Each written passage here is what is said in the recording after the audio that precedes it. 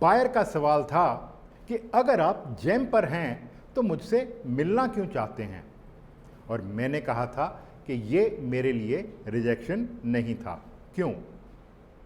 सच कहूं तो पहले 2-3 बार मैं भी इस सवाल को रिजेक्शन समझ बैठा था और कॉन्वर्सेशन बंद कर दी थी।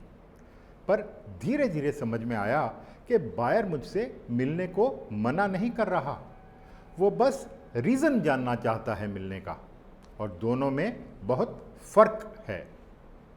अब मैं उनसे कहता कि sir, it always helps to know your vendor, और मैं आपसे मिलकर आपकी रिक्वायरमेंट्स को बेहतर समझना चाहता हूं और देखना चाहता हूं कि लोकल वेंडर के तौर पर मैं आपको कैसे बेटर सपोर्ट कर सकता हूं। बस बायर का छोटा सा सवाल, उसका छोटा सा जवाब, कोई लंबी सेल्स पिच नहीं।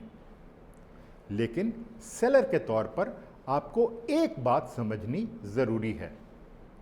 मीटिंग मांगकर आप बायर से कोई फेवर नहीं मांग रहे हैं। जैम बायर को डिजिटल कन्वीनियंस देता है और आप प्रोडक्ट नॉलेज, रिस्पॉन्सिवनेस और एग्जीक्यूशन सपोर्ट, यानी जैम की कन्वीनियंस के साथ रिटेल वाली ह्यूमन सपोर्ट। अब बायर आपसे मिले या ना मिले, ये उनका डिसीजन है, लेकिन आपके पास मीटिंग मांगने का एक लेजिटिमेट रीज़न है।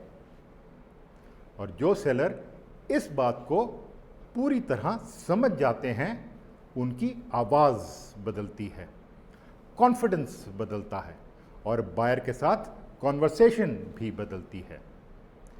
लेसन 2 की शुरुआत हमने सेल्फ कॉन्फिडेंस से की थी, और शायद अब आप समझ रहे होंगे कि ये कॉन्फिडेंस आता कहाँ से है। कॉन्फिडेंस इसलिए नहीं कि बायर को आपसे मिलना ही चाहिए।